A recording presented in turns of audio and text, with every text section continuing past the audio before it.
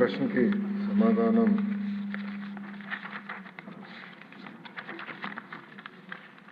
మొదటి విడత కింద 15,713 పాఠశాలల్లో ఈ కార్యక్రమం చేపట్టడం జరిగింది.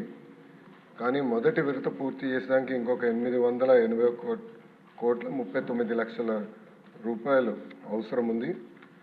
రెండో విడత కింద 22,311 పాఠశాలలో పనులు చేపట్టడం జరిగింది.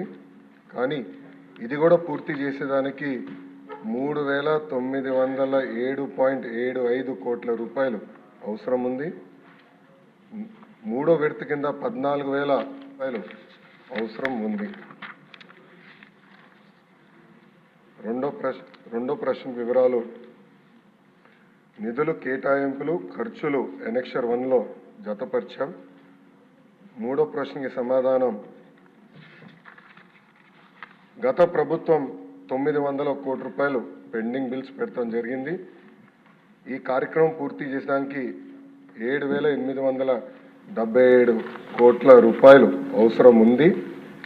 గత ప్రభుత్వం ఈ కార్యక్రమంలో చేపట్టిన ప్రభుత్వ పాఠశాలల్లో 72,117 విద్యార్థుల సంఖ్య తగ్గుతాం కూడా జరిగింది. డి ప్రశ్నకు అధ్యక్ష శ్రీ వి వెంకటరామరెడ్డి గారు అడ్వకేటు 27/11/2023లో ఒక పిటిషన్ వేస్తాం జరిగింది. ఆ పిటిషన్కి సంబంధించిన ప్రాథమిక దర్యాప్తు రిపోర్ట్ MD APEWIDCకి వస్తాం జరిగింది. కానీ ఫైనల్ రిపోర్ట్ ఇంకా రావాల్సిన అవసరం ఉంది. ఈ ప్రశ్నకి సమాధానం ఫైనల్ రిపోర్ట్ వచ్చిన తర్వాత యాక్షన్ తీసుకుంటాం అధ్యక్ష.